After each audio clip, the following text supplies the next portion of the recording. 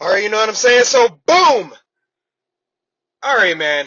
So, is it just me or does anyone else miss the brand split? You know, does anybody else miss the brand split or is it just me?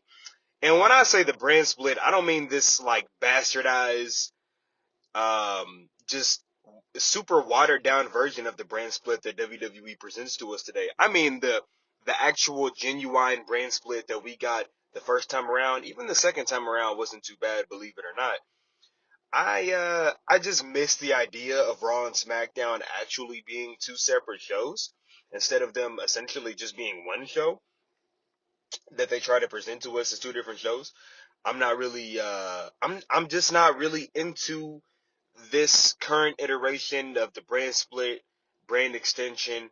It doesn't really feel like any sort of a brand split at all, right? It's been like that for some time. I know I'm obviously kind of late to the party, but yet here I am. I'm gonna say what I gotta say, and what I gotta say is, they might as well just do away with the whole thing. Either do it or don't do it. I'm not really a fan of this whole in between little BS they have going on now, where it's like they want to act like there's a brand split some weeks, they want to act like other weeks that it doesn't matter. It seems like 8 or 9 times out of 10 it doesn't matter. It's almost like a soft split. If they want to treat it like a soft split, then uh, don't go through the trouble of having an entire draft if it at the end of the day doesn't really matter whether you're on Raw or whether you're on SmackDown, because you can just pop up on any show you want to anyway. You can just challenge for whatever title you want to anyway. How the hell is it that CM Punk goes from one month challenging John Cena for the WWE Championship to the next month then challenging Gunther for the World Heavyweight title? It doesn't make any sense. That shit has to be like unheard of, right? Unless you're like Edge or whatever. I just don't see. I don't see that should even be a possibility if we're being honest with ourselves. I mean, let's take a walk down memory lane back to the original brand split of the early 2000s, right? At the time, I feel like a lot of people like to look at things through rose-tinted glasses, but you got to realize that back then, not everyone was exactly excited about the idea of splitting your star power between shows like that. It's like, as a fan, me personally, you're telling me on any given Monday during the Attitude Era, I'm going to see Austin, I'm going to see Rock, I'm going to see Undertaker, I'm going to see Triple H, I'm going to see Kane, I'm going to see all these guys on one show or two shows actually a week. You know what I mean? And now all of a sudden you're telling me I only get to see half these guys on Raw. I only get to see the other half on SmackDown. From the perspective of a fan at the time, who lived through the Monday Night Wars, which I did not, but I'm just putting myself in their shoes. I'd be thinking to myself, hey, this is BS, right? I've been getting all this fucking star power every single Monday, and now I only get to see Austin on Rock, and I only get to see Rock on, or I only get to see, I'm sorry, I only get to see Austin on Raw, and I only get to see The Rock on SmackDown. I don't even get to see these two interact anymore. But on the flip side of that, the brand split also does come with a ton of positives. On the one hand here, you get to see more superstars, more people get an opportunity. There's a lot of people who wouldn't have been given a shot before who now get the chance to shine. You know, because with having all this star power on one show, what it does is it allows less TV time for people like Edge, for people like Eddie Guerrero, for people like Jericho. A lot of these guys probably would have never got the chance to shine. A lot of guys, if we're being honest, probably would have never even gotten an opportunity if there wasn't a brand split. Like if CM Punk, when he came up, if all the big stars were on one show, there would have been no chance for a guy like a CM Punk or even like a Daniel Bryan. I mean, he came a little bit later. I mean, the star power had kind of dwindled down a bit, so they were kind of stuck with people like Daniel Bryan and people like Sheamus and people like The Miz. And I'm not shitting on these guys, but it's just the fact of what it is. Back to what I was originally trying to make a point about. It's the fact that obviously the brand split does create more room for opportunity.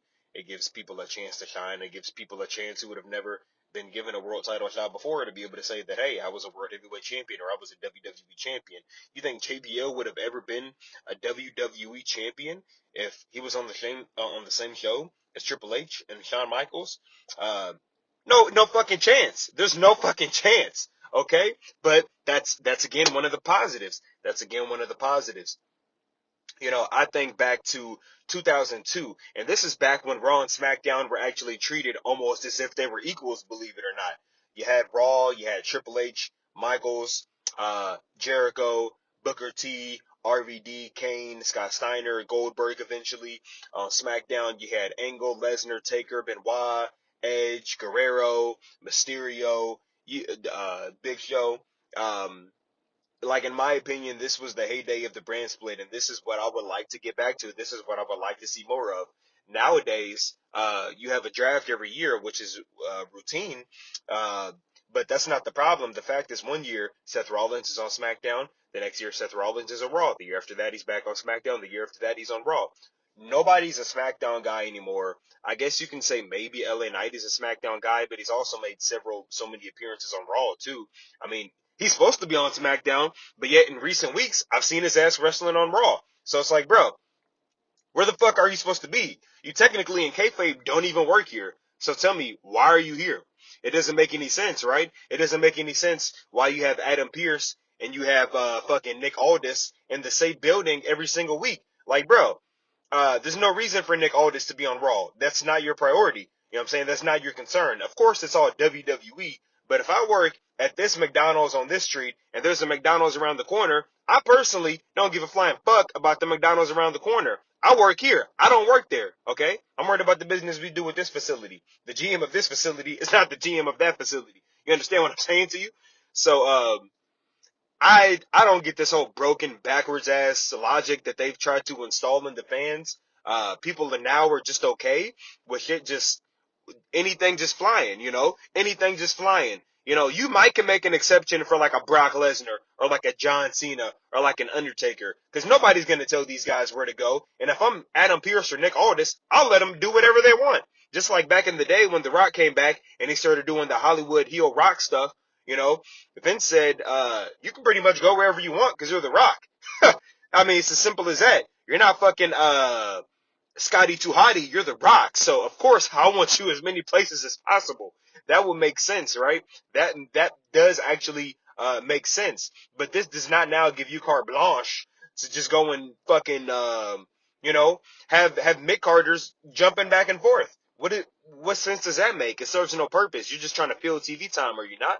And you're not even trying to hide it. You're not even trying to hide the fact that you're just being blatantly lazy. And I'm just not I'm not understanding. I'm not understanding what the point is anymore. I don't even know why I have two separate world titles. Well, I guess, when they just had the one world title, everybody made a bitch about it. So, we got to have two now so we can, everybody can get a chance. Everybody gets a belt. You get a belt. You get a belt. You all get a belt. You know?